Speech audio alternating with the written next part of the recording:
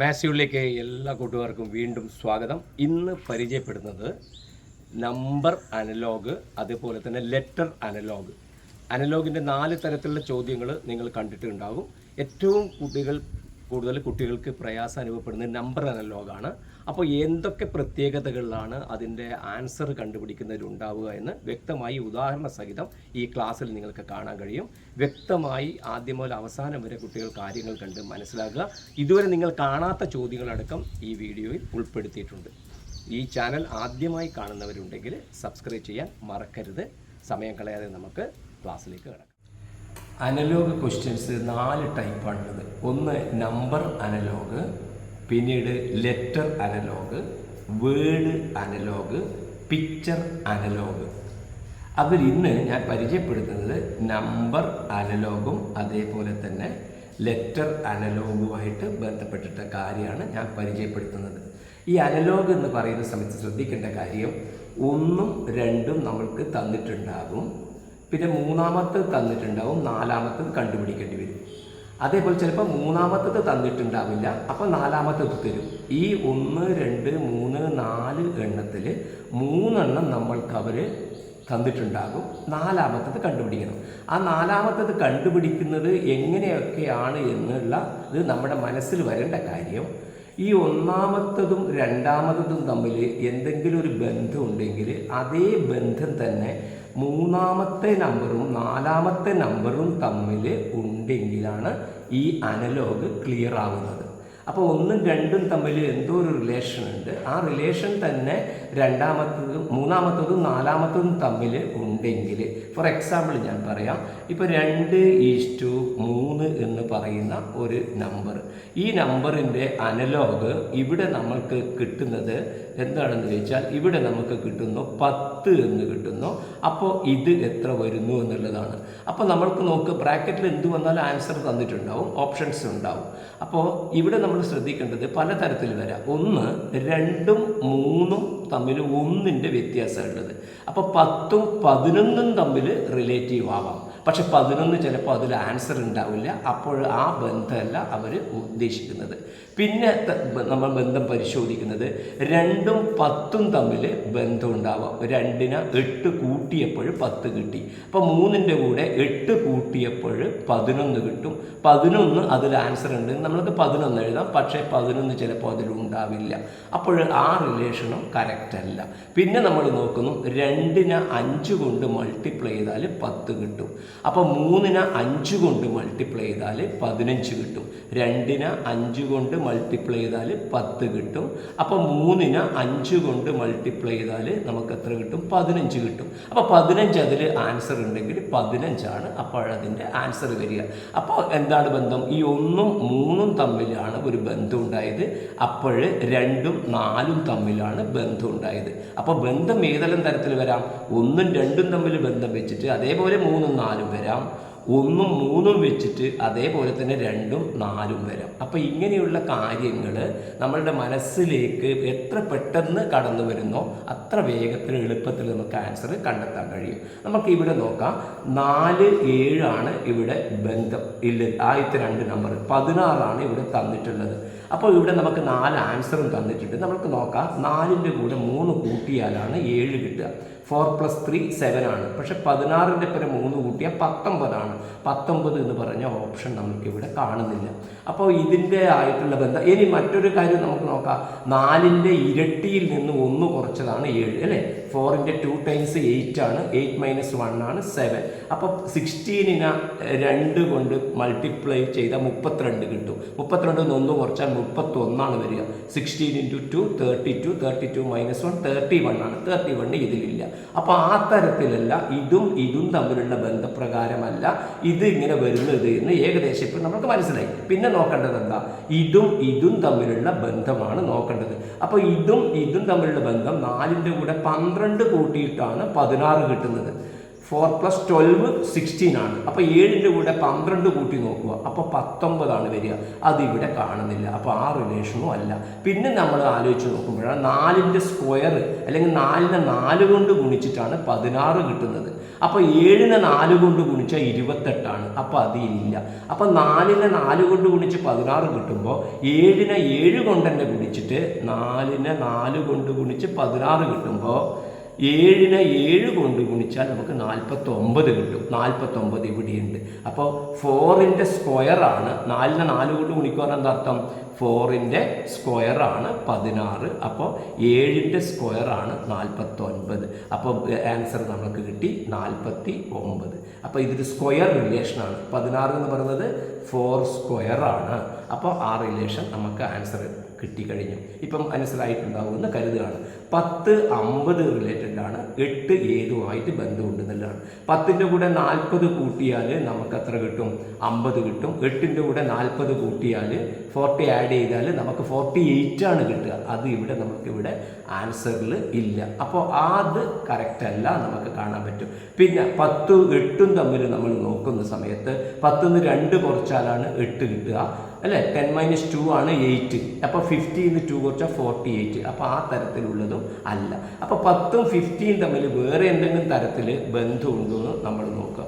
10ഉം 50യും വരുന്ന സമയത്ത് നമുക്ക് വേറെ 10നെ 5 കൊണ്ട് മൾട്ടിപ്ലൈ ചെയ്താൽ 50 കിട്ടും അല്ലേ? 10 × 5 നമുക്ക് എത്ര കിട്ടി? 50 കിട്ടി. അപ്പോൾ 8നെ 5 കൊണ്ട് മൾട്ടിപ്ലൈ ചെയ്ത് നോക്ക്. 8 × 5 നമുക്ക് കിട്ടുക 40 ആണ് കിട്ടുക. 40 ഇവിടെ ഇല്ല. അപ്പോൾ 10ൻ്റെ വേറെ ഈ 50 ഇവിടെ ഉള്ളത്.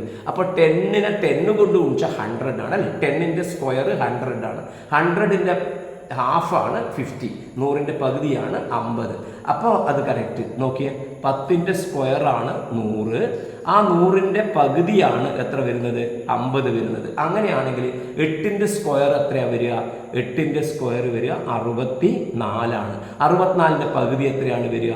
32. അപ്പോൾ 32 ഇവിടെയുണ്ട്. അപ്പോൾ ആൻസർ വരുന്നത് 32. അപ്പോൾ ഇവിടെ എന്താണ് വരുന്നത്? 10ൻ്റെ സ്ക്വയറിൻ്റെ പകുതിയാണ് ഈ നമ്പർ. അപ്പോൾ ഇവിടെ എന്താണ് വരുന്നത്? 8ൻ്റെ സ്ക്വയറിൻ്റെ പകുതിയാണ് ഇവിടെ വരേണ്ടത്. ഐഡിയ മനസ്സിലായല്ലോ? ഓക്കെ. ഇനി 5 31 7 ബന്ധം. അപ്പോൾ 5ഉം 7ഉം തമ്മിൽ 2 കൂട്ടിയിട്ടുണ്ട്. 31ഉം 2ഉം ആഡ് ചെയ്താൽ 33 33 ആണ് കിട്ടുക. അപ്പോൾ അത് കറക്റ്റ് വരുന്നില്ല. അപ്പോൾ നമ്മൾ റിലേഷൻ നോക്കുക. 5ഉം 31ഉം തമ്മിൽ എങ്ങനെയാണ് ബന്ധം? 5നെ 6 കൊണ്ട് മൾട്ടിപ്ലൈ ചെയ്താൽ നമുക്ക് എത്ര കിട്ടും? 30 കിട്ടും. അപ്പോൾ അതിൻ്റെ കൂടെ 1 കൂട്ടിയിട്ടാണ്. 5നെ 6 കൊണ്ട് മൾട്ടിപ്ലൈ ചെയ്താൽ നമുക്ക് 30 കിട്ടും. അതിൻ്റെ കൂടെ 1 കൂട്ടിയാൽ 31 കിട്ടുന്നുണ്ട്. അങ്ങനെയാണെങ്കിൽ 7നെ 8 കൊണ്ട് മൾട്ടിപ്ലൈ ചെയ്താൽ എത്ര കിട്ടും? 7 × 8 നമുക്ക് 56 കിട്ടും. 56ൻ്റെ പരം 1 കൂട്ടിയാൽ നമുക്ക് എത്ര കിട്ടി? 57 കിട്ടി. അപ്പോൾ 57 ഇവിടെ ഉണ്ടോ? ഉണ്ട്. അപ്പോൾ എന്താണ് ഇവിടുത്തെ ബന്ധം? 5നെ 6 കൊണ്ട് മൾട്ടിപ്ലൈ ചെയ്തിട്ട് 1 കൂട്ടി, 7നെ 8 കൊണ്ട് മൾട്ടിപ്ലൈ ചെയ്തിട്ട് 1 കൂട്ടി. വേറൊരു തരത്തിൽ നമുക്ക് പറയാം. 5ൻ്റെ സ്ക്വയർ എടുക്കുക. 5ൻ്റെ സ്ക്വയർ എടുത്താൽ 25 കിട്ടും. അതിൻ്റെ കൂടെ 6 കൂട്ടി, അടുത്ത നമ്പർ കൂട്ടി. അപ്പോൾ 7ൻ്റെ സ്ക്വയർ എടുത്തു. അതിൻ്റെ കൂടെ എത്ര കൂട്ടി? 8 കൂട്ടി. 49 8ഉം 57. അപ്പോൾ ആ തരത്തിലാണ് ഇവർ തമ്മിലുള്ള റിലേഷൻ ഉള്ളത്. അപ്പോൾ അങ്ങനെയാണ് ഈ അനലോഗിൻ്റെ ആൻസേഴ്സ് കണ്ടുപിടിക്കേണ്ടത്. അപ്പോൾ നമ്മൾ ചിന്ത എന്തെല്ലാം വേണം? ഒരു നമ്പറും രണ്ടാമത്തെ നമ്പറും റിലേഷൻ ഉണ്ടാക്കണം. അതില്ലെങ്കിൽ ഒന്നാമത്തതും മൂന്നാമത്തതും തമ്മിലുള്ള റിലേഷൻ ഉണ്ടാക്കണം.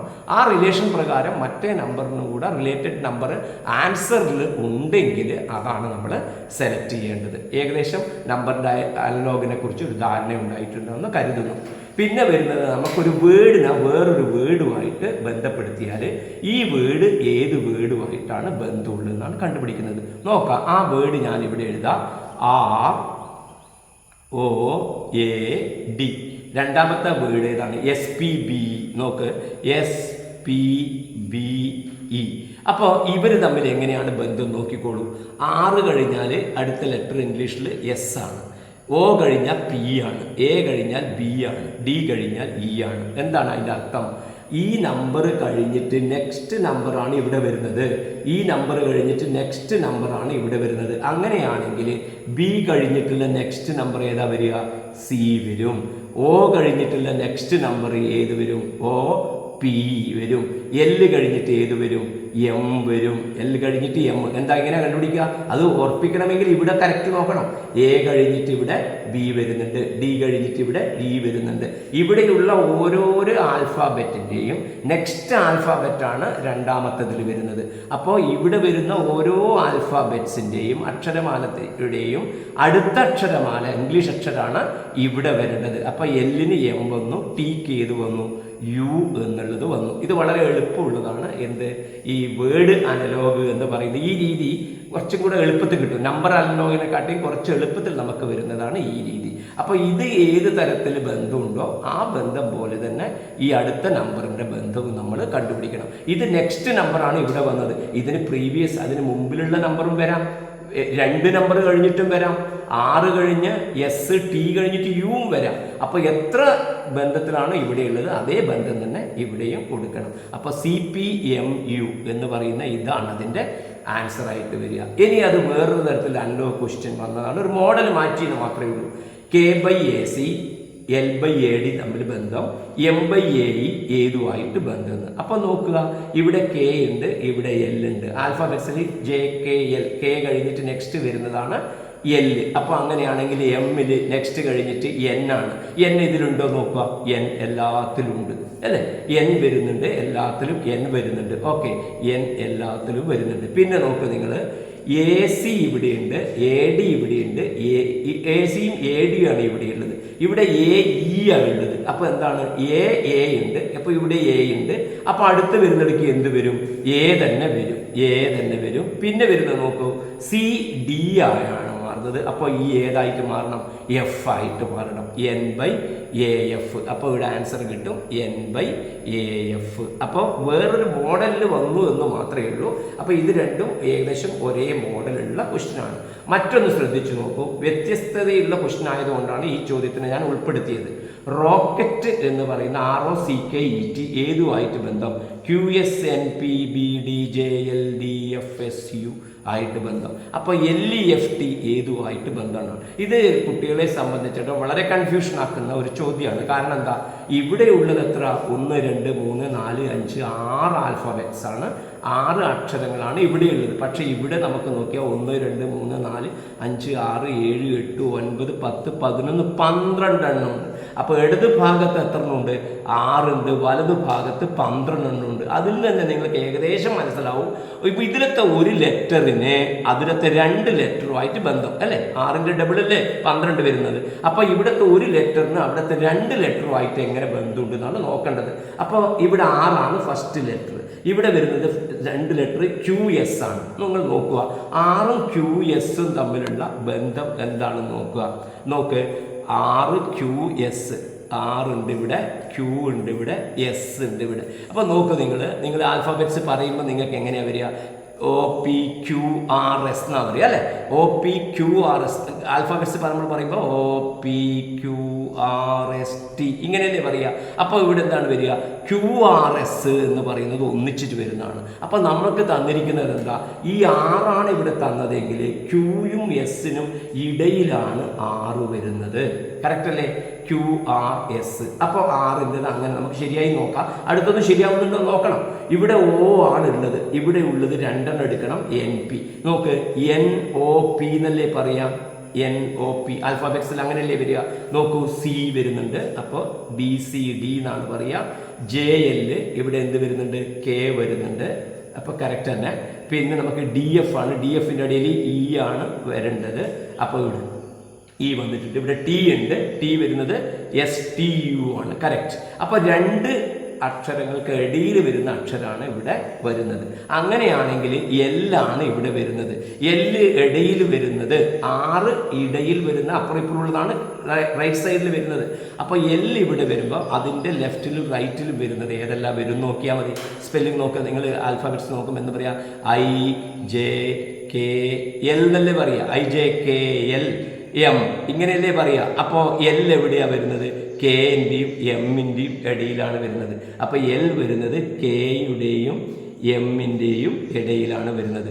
E വരുന്നത് എവിടെയായിരിക്കും? E വരുന്നത് നിങ്ങൾക്കറിയാം, CDEF DEF അല്ലേ? അപ്പോൾ E വരുന്നത് ഏതിന് ഇടയിലായിരിക്കും? Dക്കും അല്ലേ? E വരുന്നത് നോക്കൂ, ഡി ഇ എഫ് എന്നല്ലേ വരിക. അപ്പോൾ ഈ വരുന്നത് ഡിൻ്റെയും എഫിൻ്റെയും ഇടയിൽ. അപ്പോൾ ഈ വരുന്നത് ഡിൻ്റെയും എഫിൻ്റെയും ഇടയിലാണ് ഈ വരിക. അപ്പോൾ എഫ് വരുന്നത് ഏതായിരിക്കും? ഇ എഫ് ജി അല്ലേ. അപ്പോൾ ഇയുടെയും ജിയുടെയും ഇടയിലാണ് വരിക. പിന്നെ ടി വരുന്നത് എസ് ടി യു. അപ്പോൾ എസിൻ്റെയും യുവിൻ്റെയും അടിയിലാണ് വരിക. അപ്പോൾ ഏതെല്ലാം വരിക? Answer KMDFEGSU. നോക്ക്, KMDFE ഇത് തെറ്റാണ്, ESU അല്ല, എന്താണ് വരുന്നത്? GSU ആണ്. KMDFEGSU. ഇപ്പോൾ ഇതാണ് രണ്ടാമത്താണ് അതിൻ്റെ ആൻസർ. വെരിഫൈ ചെയ്യണമെങ്കിൽ നോക്കൂ, KMൻ്റെ ഇടയിലാണ് വരുന്നത് L. പിന്നെ നമുക്ക് വരുന്നത് എന്താണ് വരുന്നത്? പിന്നെ ഓരോരോ അക്ഷരം നോക്കിയാൽ മതി. അപ്പോൾ ഇതാ ഈ വരുന്നത് ഡിയും KMൻ്റെത് L വന്നു, DFൻ്റെത് E വന്നു, EFൻ്റെ F വന്നു, SU അതിൻ്റെ ഇടയിൽ T വന്നു, LEFT ലെഫ്റ്റ്. നമുക്ക് തന്നിരിക്കുന്ന വേർഡ് ലെഫ്റ്റ് തന്നെയാണ്. അപ്പോൾ ഇതാണ് അതിൻ്റെ ആൻസർ വരിക.